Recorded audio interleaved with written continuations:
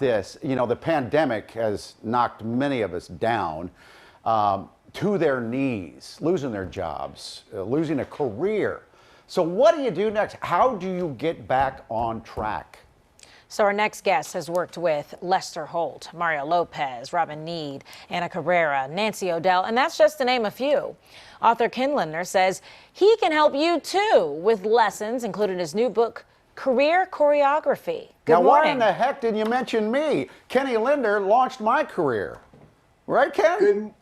Good, absolutely, Mike, and I'm so proud of it. Good morning, Alex. And good morning. You and I remain amazing friends, Mike. I know, after all these years. Yes. Great to see you, Ken, and congratulations on the book. I love it. Thank you both. You've been choreographing careers for, as long as I've known you, back in the 80s. So how do we get back? I know something you always say, never stop believing in yourself, no matter how tough the times are. Absolutely. And Mike, here's the thing. I believe this is a time for great optimism. We have vaccines. Businesses are coming back. Jobs are more plentiful. This is a time to be optimistic. Believe in yourself. Believe that good things can happen. And I'm going to give you the steps to show you how. And the thing is, you know, a blow of losing your job, that's a big blow. But your advice is that we should absorb it and we can survive it. Yes, Alex, constructively absorb it. You know, we all lose. No careers go up with a straight ascension. There are ebbs and flows. You know, you learn more from your losses oftentimes than from your wins. And you need to take a step back or two before you can take 5 steps forward. So just know this is a natural thing, and this is your time for a fulfilling professional reset. But you really, I've heard people say that you learn more in a defeat than a win. You really believe that, huh? I really, really do. I've learned, well, I think you learn from both experiences, but I do think that if you're going to succeed and get more sweet victories, you need to shore up the deficiencies. So I think it's really important now to, one, think about all the things you would love to do in your next job. What are you good at? What don't you want in your next job? These are things that you can reflect upon.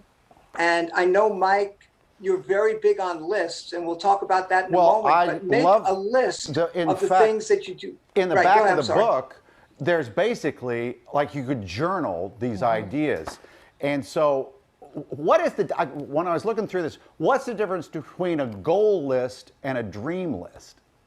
Well, one thing I'd love to say beforehand, and that is, you know, during the pandemic, we all have fear and we're all concerned. And sometimes people get paralyzed by fear.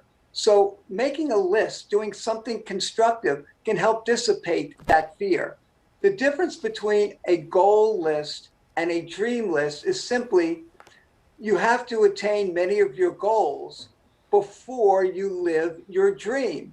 And choreography is about taking the logical steps to go from where you are today to attaining your dreams. It's an action plan. You talk a lot about plans in the book, and I love this quote that you said, the difference between trying and triumph is an effective plan of action. It's all about the plan. Absolutely. And you know what? They say, you know, hope is not enough. Hope is great, but you need steps. You need a plan, and career choreography gives you the strategies and the steps to get up from that canvas and seize the job you really want by putting the percentages in your favor that you will get that job. Yep. And that can even be before a setback, as you mentioned with Nancy O'Dell, how she wanted to host a national show and do entertainment news, but you're like, okay, let's get the basics. Let's go to Miami, let's get your live reporting done, and then you work your way and plan that way.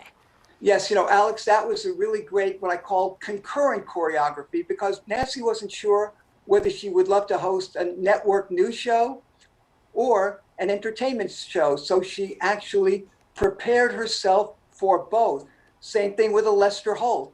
He prepared himself to host or to anchor. And then when the evening news job or the nightly news job came up, you know, he was able to take it. But we didn't know those jobs don't come around every day. So you need to prepare yourself for everything. And I've been preparing my life for 40 years to host Good Day Philadelphia, right? Right, Ken? Absolutely, for sure. And Mike, you are one of the very best hosts anywhere. Thank Yes, you. he is. So good to see you. Say hello to your family. Okay, thank you so much, Alex and Mike. It's a pleasure to be with you. Where do you get the book, course. by the way?